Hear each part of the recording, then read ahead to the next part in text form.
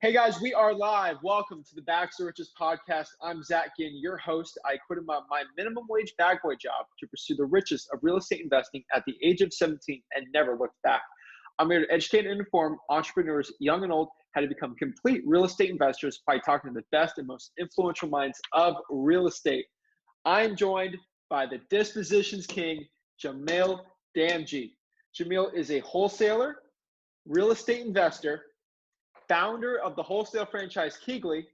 He is also one of the hosts of the fastest growing wholesaling podcast on the planet, Wholesaling Hotline. And he is on a mission to help you become a great real estate investor. Thanks for coming on today, Jamil. Thanks, Zach. I appreciate that. Man, I didn't realize you quit your job as a bag boy at 17 to become a real estate investor. Can I just start off by saying that you're inspiring me? Oh, thank you. Yeah. I think that's cool, dude. How dope. Yeah. Yeah, I don't think you heard my if you guys seen this. So if you saw the podcast I did with Pace, you guys were in Fresno, California. Pace just stuck you in real quick to ask a couple of questions. I thought it was pretty funny. But yeah, it's my story. It's pretty cool. And the point of this podcast is to really show people and ask them what their Bags to Riches story is. And I know you have definitely a couple of interesting ones. I got two. All right, so yeah, let's bring it from the beginning. Like, can you tell me your Bags to Riches story? You know, the whole Starbucks, everything. Yeah, so basically back 2002 is when I got started in real estate on accident. Actually, I prior to 2002, I won't get into. I was just not a bad guy. I was just not the best guy, kind of living in whatever. 2002 comes along. And I'm in a company. I own a company with a couple other people, and our business is in making websites. So we would actually get the phone book, the yellow pages, and call through down the yellow pages in categories and try to convince business owners that they needed a website. Now, remember, this is 2002, so no one cared about the internet. It was still dial-up. We're talking the early days, right? So that company went under because we didn't know our numbers. It used to cost us $700 to build a website, and I was selling them for $600. So every time I'd make a sale, I lost $100. So that business, however, led me to eavesdropping on a conversation my business partner was having with his dad. And they were home builders. They were taking these old houses in infill neighborhoods in Calgary, Alberta, where I grew up, and they were knocking the houses down and then building duplexes there. And I overheard his dad say that they made $160,000 on one of the deals. And I was like, what? What kind of money is that? Like, I grew up poor. So that was incredible to me.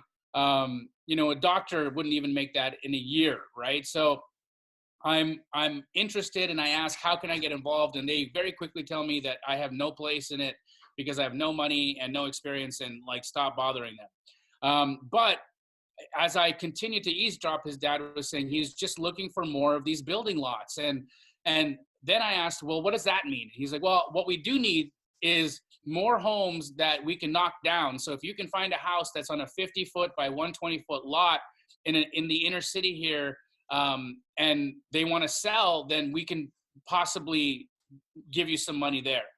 And the next day I'm walking my dog, no joke. I live in a neighborhood where these homes exist. And I walk by a house I tried to rent probably about 3 months prior, and the house was still for rent. They hadn't been able to rent it. And I think they couldn't rent it because the owner wanted like $200 a month too much, right? There was a reason why I couldn't rent the house in the first place, right? So I call that owner, and I ask, I noticed your house has been for rent for a few months, but would you consider selling it? And she very quickly said, yeah, if the number was right. And I asked what that number was. She said $350,000.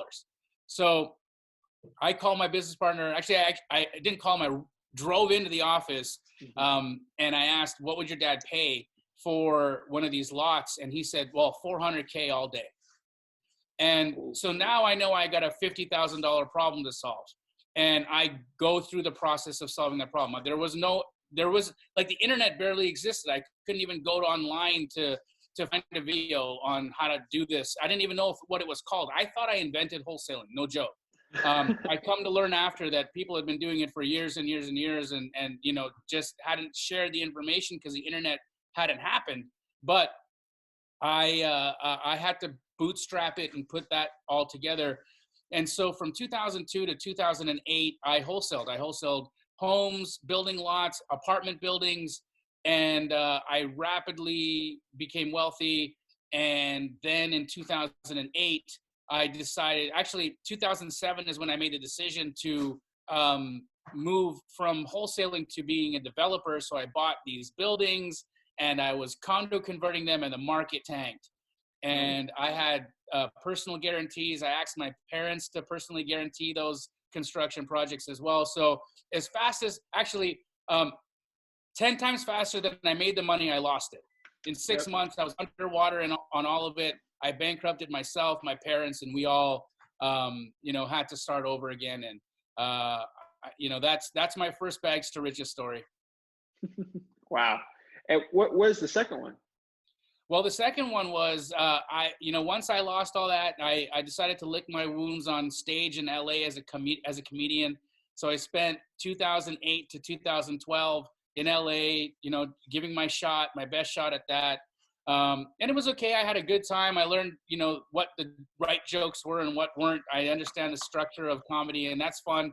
A lot of my content has humorous undertones to it because I can't help it. However, in 2012, I was starting to see activity happen in Phoenix, and real estate's always been where I've been drawn, right? And so I was putting properties under contract in Phoenix, Arizona, living in LA, and I decided I wanted to try to flip a couple of those contracts. And so I write an ad on Craigslist, and 15 minutes later, I make $18,000. No joke, right? I write an ad. This guy calls me, buys both houses from me. I make $18,000, and he says, his name is Tim Wynn. I'm still friends with him now. He said, come out to Phoenix and let me show you what I'm doing out here. And he let me hang out with him for a whole week, and he showed me all of the things that he had going on, all of the wholesale deals he was doing, all of the rehabs he was doing. And I was just in amazement that there was so much activity. So I packed up a U-Haul on 12/12/12. It was my birthday, drove out to Phoenix, Arizona, and I haven't looked back. And then, I mean, you know, since then I've gone on to start Keyglee. Keighley's become the most successful wholesale operation on the planet. We are franchising, and all that's blessings, and all of that would be my second bags to riches story, because I have, you know, a beautiful, beautiful company that employs almost 50 people. And is going to be nationwide soon, and I'm super grateful for it all. Wow. There's a lot to unpack here. So I'm going to try my best to do this here. So, you know, I've heard of Keyglee ever since I started 3 years ago when I was 17. I'm 20 now. Like, I've always heard of Keyglee. I kind of didn't understand it. I was like, oh, whatever. And then I figured out, I met some connected people in Florida. They're like, oh, I'm doing astro flipping, the Keyglee guy. I'm like, what is this Keyglee? And then I see Josiah Grimes goes on a podcast. I'm like, oh, that's the Keyglee guy. And then I didn't really understand it. So could you tell my audience what is Keyglee? Yeah, absolutely. So we are a wholesaler. We are primarily a disposition house. So what we do is we help other wholesalers sell their deals. What happened is in 2014, 13-ish, I was seeing a lot of acquisitions activity. So you know, I would be showing up to the same appointments as everybody else, right? We're all chasing the same house. We're all trying to get the same deal. And what was also happening is all those deals were canceling because we were all bidding each other up. And then the guy is contracting it too high. There's nobody there to help sell the deal. And the seller gets angry, and it puts a blemish on the industry of wholesaling in itself, because deals are canceled, right? And so seeing that happening, and myself being an acquisitions guy, needing help selling my deals, I leveraged a disposition wholesaler, a guy who never even thought of himself as one, but I was leveraging a guy with a list. And then I come into contact with Josiah and Hunter. And these two guys are geniuses, right? They're amazing. They are building these really, really highly focused lists, and I'm giving them deals, and they're selling these deals in like minutes, right? And we loosely worked together for a year. No partnership, just kind of like feeling each other out, getting to understand their business ethics, who they are as people, I come to fall in love with both of these guys, right? Because not only are they just both genuine dudes, they have really big hearts. They're both spiritual guys. They lead with integrity. I mean, just everything you could ever want in a business partner they had, right? And I'm business partners with my sister. And so Josiah and I, Hunter and my sister, decide we would all come together, form a company. We form Keyglee, and our business model would be in helping other wholesalers disposition their property. So in the markets we're in, what happens is if you got a deal under contract, you reach out to Keyglee, we will help you sell the deal. And in that sense, we will always be able to sell it for more money than you can, because our capacity to build a buyer's list is really intense. And so not only can we help you make more money, but we can help you give time back to doing what you do best, which is getting deals under contract. And so we have created an opportunity to let people focus on what they want to do and still not leave money on the table. In fact, I'll give you an example of how it actually helps people make more money. I got reached out to by a guy who had a deal in Kingman, Arizona. And this is just one example of hundreds, right? But I get reached out to by a guy who's got a deal in Kingman, Arizona. He says, hey, I heard of you guys. You're supposed to be the best at selling a deal. I got this deal in Kingman. I want $60K for it. Can you sell it? And I said, sure, I'll give it a try. And he's like, so how does it work with you guys? I'm like, well, if you want $60K, I'll get you $60K. Or if you want to be more of a partnership with us, tell me what you have it under contract for, and I will swing for the fences to make as much as I can on the sale, and then we'll share in the total pie. It's up to you. You decide, right? I don't want to take away from what you want. And so he said, you know what's my first time working with you guys. Let's see what a partnership looks like. So at first he wanted $60K. He had it under contract at $50. I ended up selling it for $100. So he could have walked away with 10 grand, which he would have, right? Yeah. And I would have made 40, or we shared it and we each got 25, which is what we ultimately did. And so that's what we do. We are your genuine partner, and how you want to work with Keyglee really depends on what deal you have. It's a deal by deal thing, right? So yeah. I always say, reach out to us and we'll look at the deal. We'll look at the specifics and we'll tell you how we think it's best to work. Mm-hmm. That's interesting. So like, let's say for example, I got a house under contract in Flagstaff, Arizona. Like, how do I contact someone with my deal? A lot of people DM me, or they DM the Keyglee Instagram account, or they email us, or they submit from Keyglee.com. There's a number of paths to communicating with me. Instagram, I'm about 2 to 3 days out responding. But DM me, right? That's a great way. Or DM the at Keyglee Instagram, or hit me up on Facebook. I mean, we are getting there's multiple ways people send us deals. But yeah, any of those social media profiles are open to submitting. Mm-hmm. So let's bring it back. So you were a comedian. You're obviously hilarious. I think that's why you've had a lot of success with like your personality wise, the Pace and Jamil Do America, all this fun stuff. You know, I mean, I think you guys need to check him out on Instagram. He had some of the funniest stuff I've seen. You had the little hat, you had tie going on. It's hilarious. But something I don't think I've heard you talk about. I think Pace talked about it a little bit. Were you guys going to be on like HGTV or like on a TV series? So we had a producer so Nick Cannon's production company, his head showrunner, Niall Evans, who is the showrunner for Wild 'N Out and a bunch of other non-scripted TV for Nick Cannon, he actually flew out to Arizona to meet us and see what we had going on, because he'd seen us on social media, was like, you guys are intense and awesome and hilarious and fun, and oh my God, what are you guys doing to print all this money? And so we brought him out, and well, actually he brought himself out. He came out here and hung out and with us for about 3 days, and it was super cool, dude. Like, we just posted on Instagram, like, hey, impromptu pop-up, come out, because we didn't really know what was happening. Like, we were just like, okay, is he going to come? Not, I don't know. Like, we weren't making plans, but he shows up. We do an impromptu pop-up, and 100 people show up to this pop-up, right? And so we hadn't even really advertised it. It was like 3 hours and 100 people come. And he's like, wow, you guys were able to amass 100 people on 3 hours of Instagram? Like, this is crazy. he sits through it, and we give a presentation on how to go out and get your first wholesale deal. And he sees all these different people that are in there, and what their energy was and what they were trying to accomplish in their goals and their life.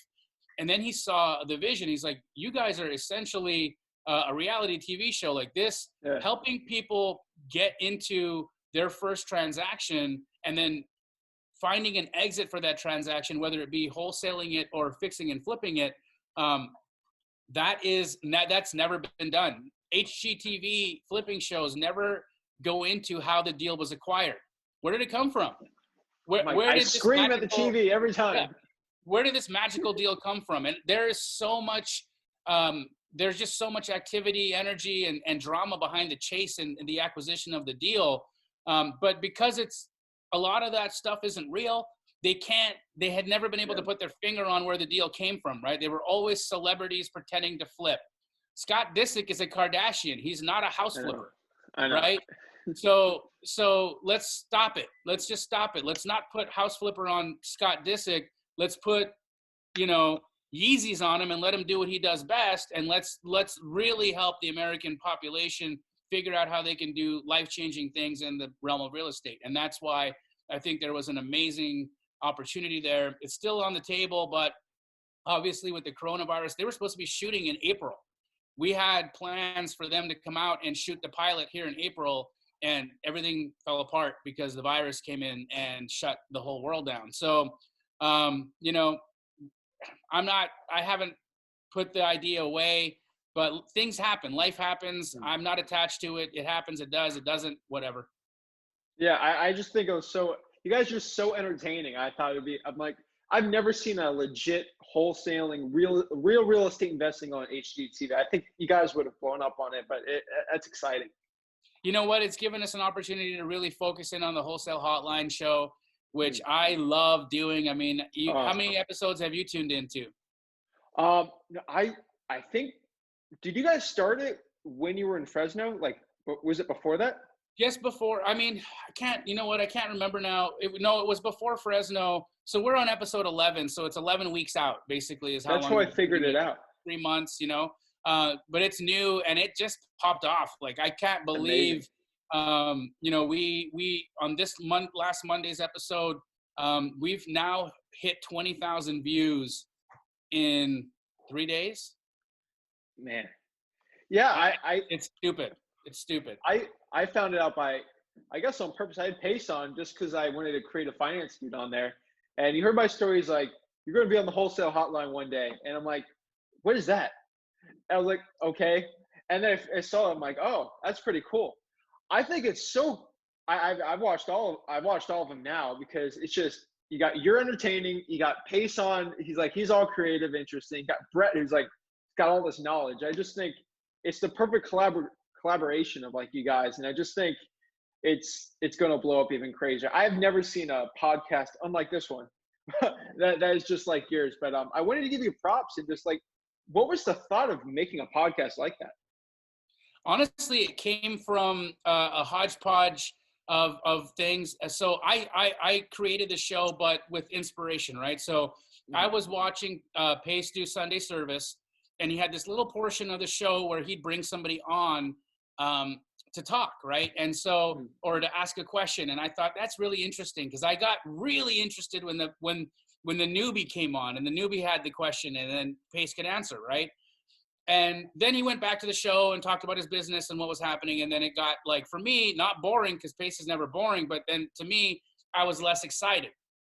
And I thought, there's something there. I got this visceral excitement when I got to see interaction with the noob, right?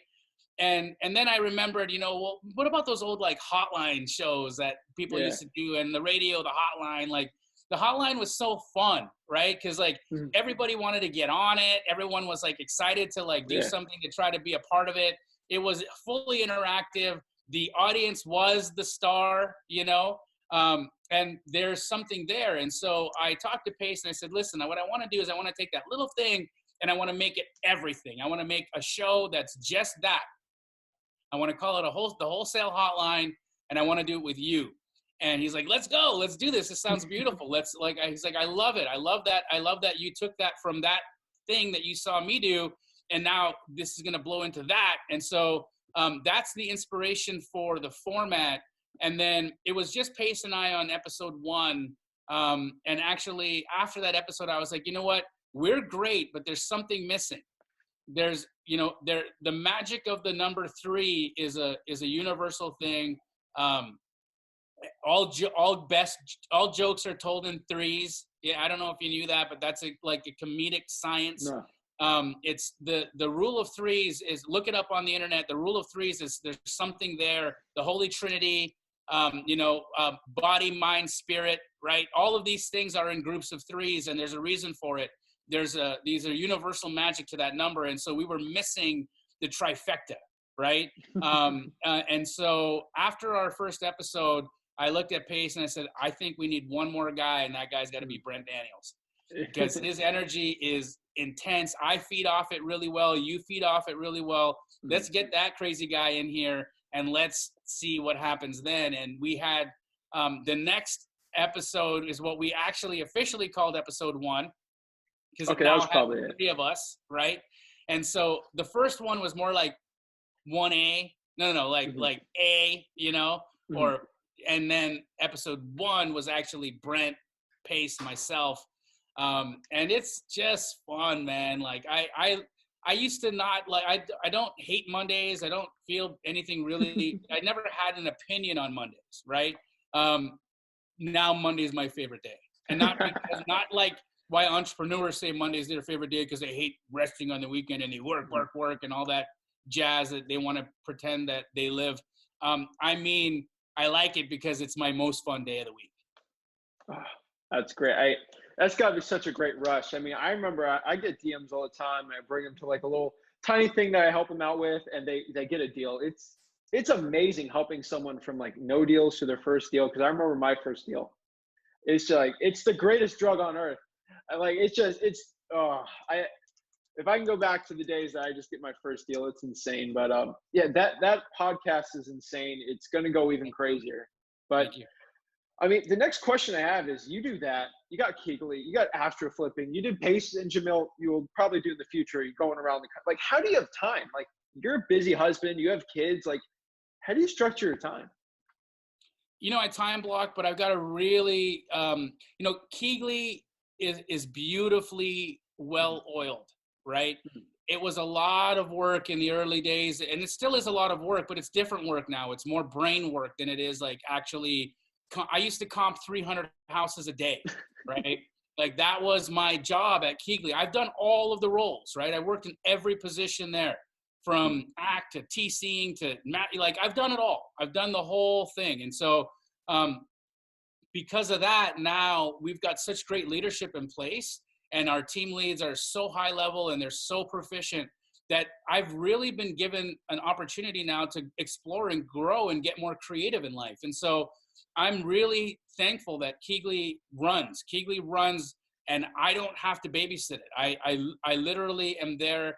I help, I get involved. I'm in the trenches. I do deals, but if I stepped away, it doesn't fall apart. I can step in, step out, step in, step out, and that baby goes, right? So that is beautiful. It's allowed me to do other things. And so because I don't have to spend 10 hours a day on, day-to-days in Keighley, I can now get more creative. So that's where the time was given to me. I couldn't have done Pace and Jamil Do America 2 years ago. I couldn't have done Wholesale Hotline 2 years ago. I didn't have the bandwidth. Today I do, right? And so that, coupled with a really amazing wife and an amazing family, like, my wife is super supportive and understanding. She doesn't give me a hard time because I travel or was traveling a lot. I didn't come home to an angry wife, right? I came home to one that was like, hi, it's great to see you again. And so that was super helpful. If you can be out in the world and like do your thing, and you've got home solid, everything is solid, and your kids love you, and everyone understands what you're doing and why you're doing it. It's cool, man. Like, I have surrounded myself with the right energy, the right people, the right family, where I have been given creative freedom. And with that freedom, I'm taking it like full speed ahead. I mean, It's interesting for real estate investors. I mean, my first year and a half, I didn't look at anything on, like, I literally just grind, grind, grind, grind, grind, appointment, appointment, appointment, deal, deal, deal, deal, deal. I didn't really, there's no one really entertaining on the YouTube. Like, there's some guys teaching things, but like, there wasn't like a community, I would say, especially in my market in Florida. I think what you're doing is you're bringing everyone from around the country into like a community. And I think it's really important to like bring a supportive cast together. Like you guys have on your hotline, you're pacing Jamil, you're doing that. I just think it's so important what you're doing because most wholesalers are lone wolves and they have no one else to back them up or help them. And I just want to give you props on that too. Thank you. It's a sad, lonely place being a lone wolf. And if you are, let me just tell you to stop it now. Squat up. Even wolves need a pack like you do. A lion hangs out in a pride, you know? But there's a king of the jungle. Why does the king need to be around other kings? Why does the king need to be in a group? Why do they want to be in a posse? Because there's strength in numbers. The energy that you get from being collaborative with people and being positive and sharing and giving is reciprocated, right? There is a law in the universe that what you give comes back to you, and it comes back to you in a great way if you do it with the right heart. So I think that it's beautiful, the spirit that we enter this collaborative effort with as a community. I love that everyone's pouring into it. I haven't seen negativity. I haven't seen fighting. You know, the ones who may or probably shouldn't have been there in the first place, and I'm not going to name anybody, or they kind of don't gel. You know what I mean? And so the ones who don't belong in it exclude themselves because they don't vibe. You know, science shows that like attracts like, right? That's like a scientific principle. Like, that's why water molecules stick together, right? That's why if you put two droplets of water side by side, you know what happens? They attract to each other. They become one water molecule. And the reason for that is they're polar and they attract, and like attracts like. So if you vibrate at a high level, if you are happy, if you're grateful, if you're giving, if you are willing to share, if you are expansive, guess what happens? You attract, like water, you attract others just like you into your ecosystem, and that ecosystem gets stronger, and one day you're an ocean. Yeah, definitely. So my next question I really have for you is like, what's in store for you in the future? Like, are you expanding in your real estate company? Why? Like, what's the future here in the next year, 2, 3? Well, for me, it's just seeing franchising, you know, really, really, really take off, right? So Keyglee corporate, we're in 11 markets, but we're going to franchise nationally. And so when we announced that we were going to franchise, we had 200 people express interest on being on the wait list for it, knowing there was going to be a franchise fee involved, you know, around 100 grand. 200 people said, I want one, right? And so we now know that for us to go out and sell 200 franchises would be very easy to do, but it wouldn't be fair because we want to make sure every operator is crushing it. So what we're doing instead is we're only releasing 5 at a time because we are going to double down on our support of that store crushing it. So we're going to release 5 at a time. I'm going to personally be involved in that. So I think for the next 3 years, you're going to see a lot more of me over the country, opening new stores with franchisees and really just doubling down on that model of the business and seeing where that takes me. I'm really excited for that new chapter. For me, I think that's where there's going to be a lot of growth potential, a lot of revenue potential, and a lot of opportunity to help. So you're basically being the In-N-Out and not the Burger King. Correct. Yeah. Big shout out to Phoenix. I went to Phoenix once before I was a real estate investor. I was like 13, and I went to In-N-Out for the first time. It was the best burger I've ever had in my life. But yeah, that's done right, right? It's done right, and everyone cares for it. And if you notice, if you ever look in the kitchen at In-N-Out, right?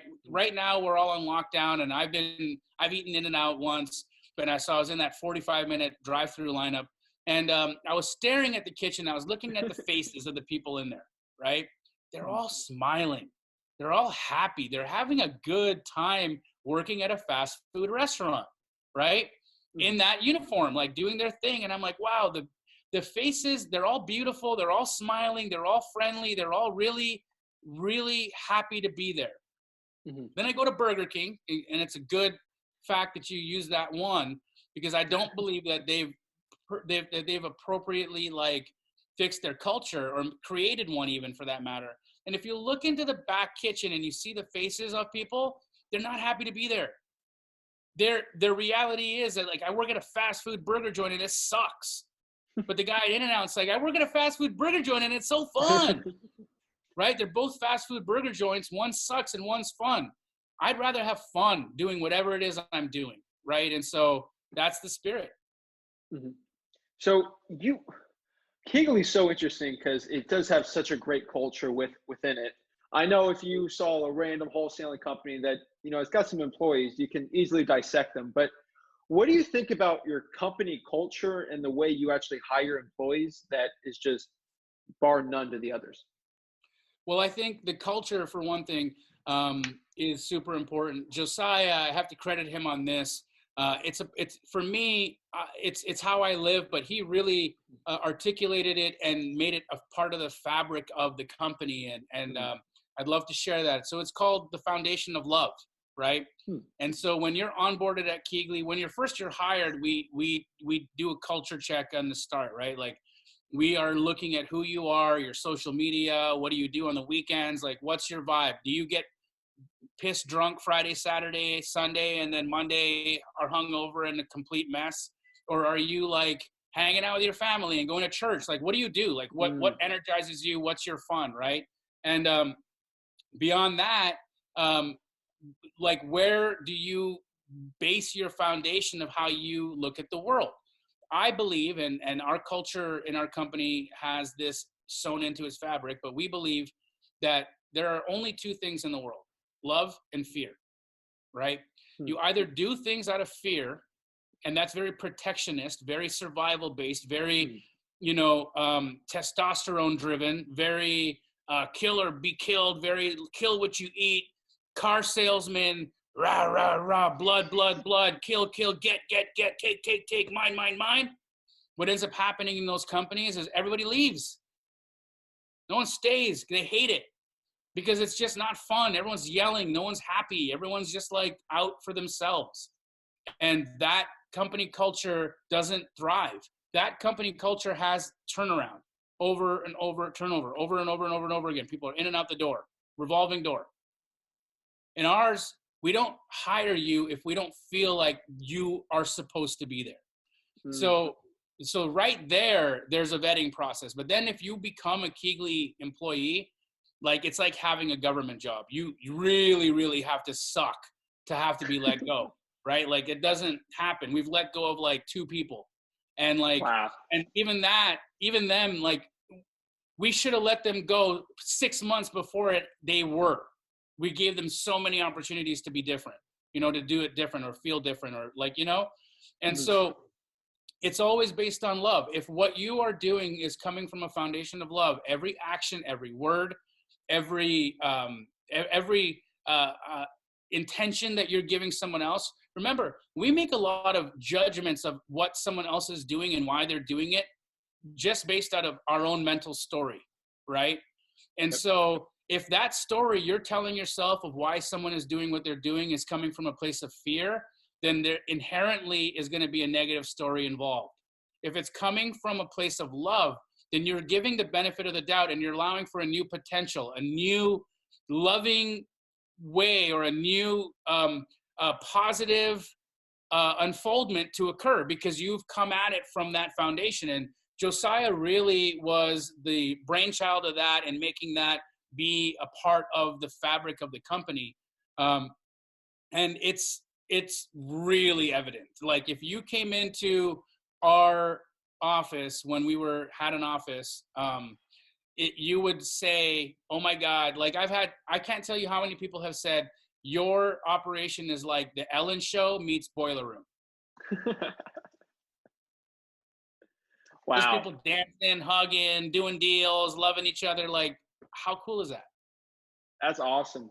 I've I've talked to so many people on this podcast, and they've always told me this, which is sort of true, I would say, is like, you used to talk about all these guys making these big wholesaling operations that do like everything, like marketing to the end. They're like, they never scale or they all turn and burn. And I think you're the only wholesaling company that's scalable and that is like this tried and true, especially with this COVID-19.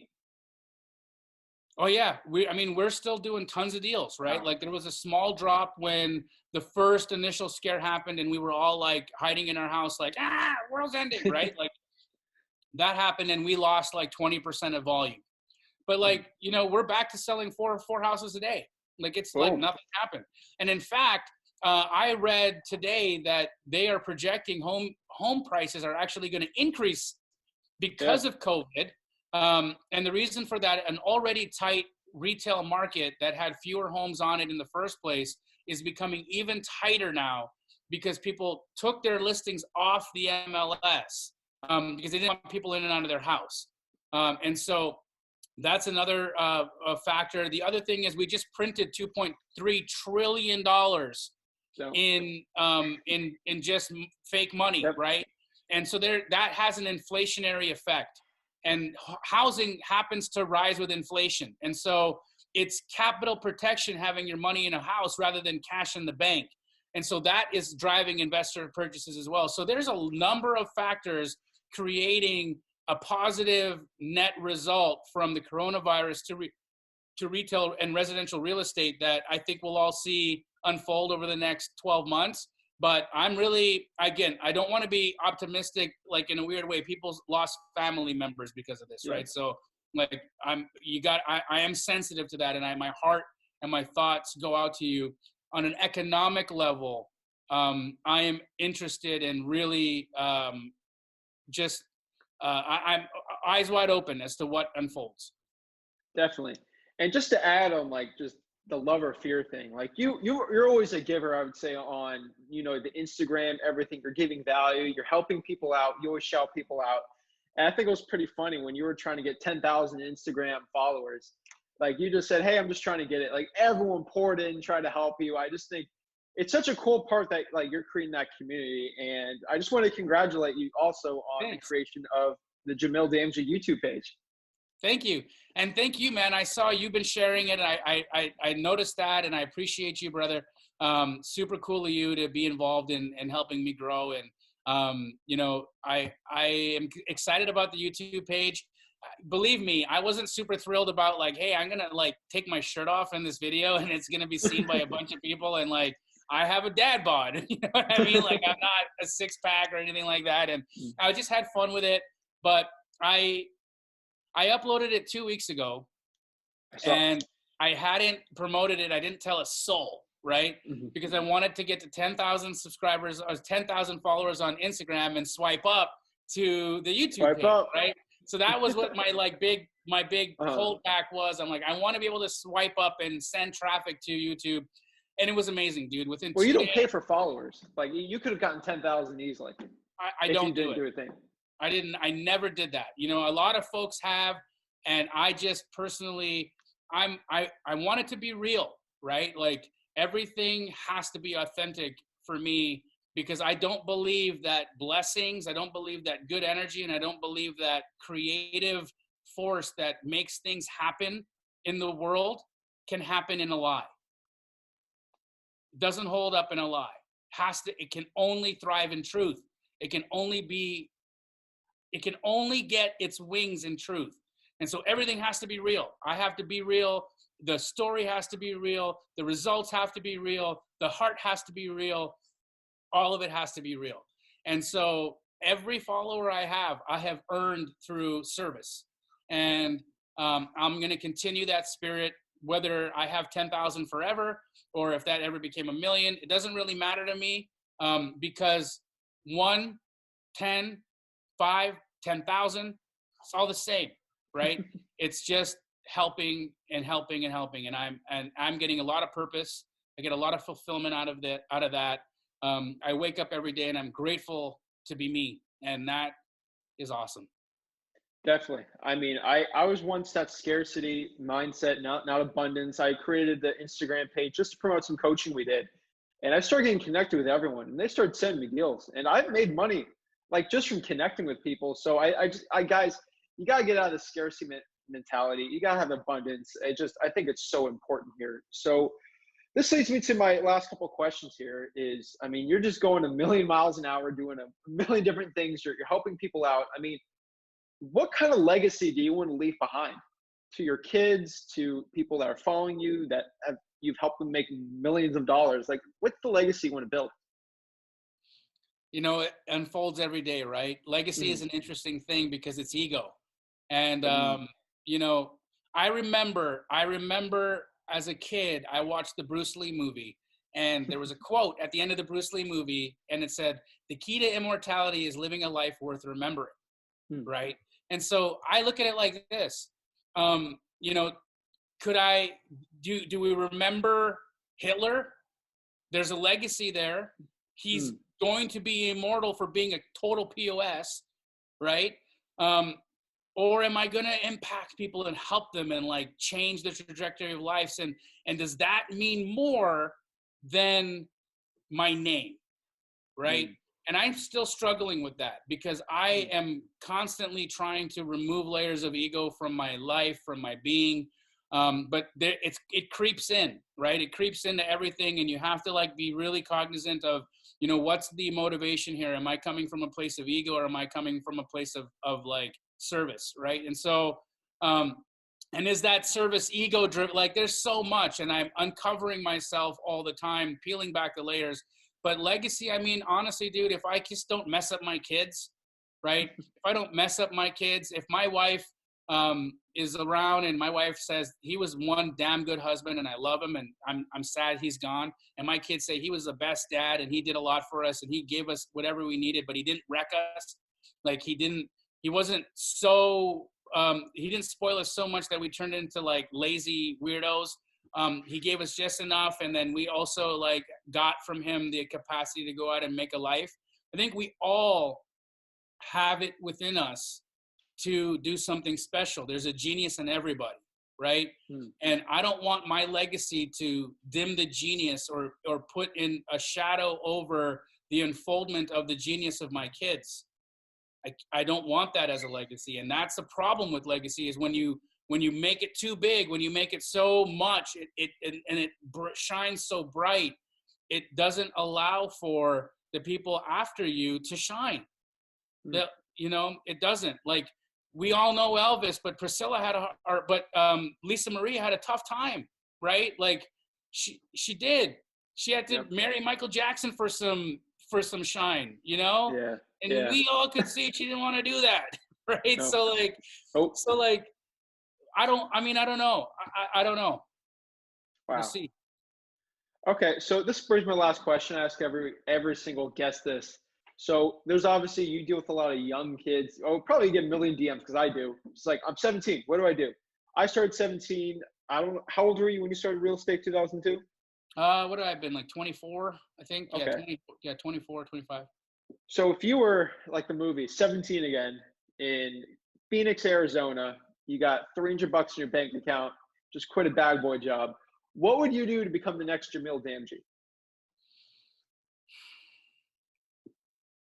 I think that if the input or if the spark of something more is there, right, then that person is exactly where they needed to be. That's it. Like, I got asked a question the other day on Wholesale Hotline. They said, if you could get in a time machine and go back and tell old Jamil something that he could do differently or better, what would it be? And Pace had a brilliant answer, and Brent had a brilliant answer. But both of them went back and told their guy to do something else. And I said, no, I'm going to go back and tell my guy, baby, you are in the exact right place. Keep going. Because if you're bagging groceries at 17 and you're about to quit your job, then that's it, right? That's it. You got that spark. It doesn't matter if you have that wasn't the spark.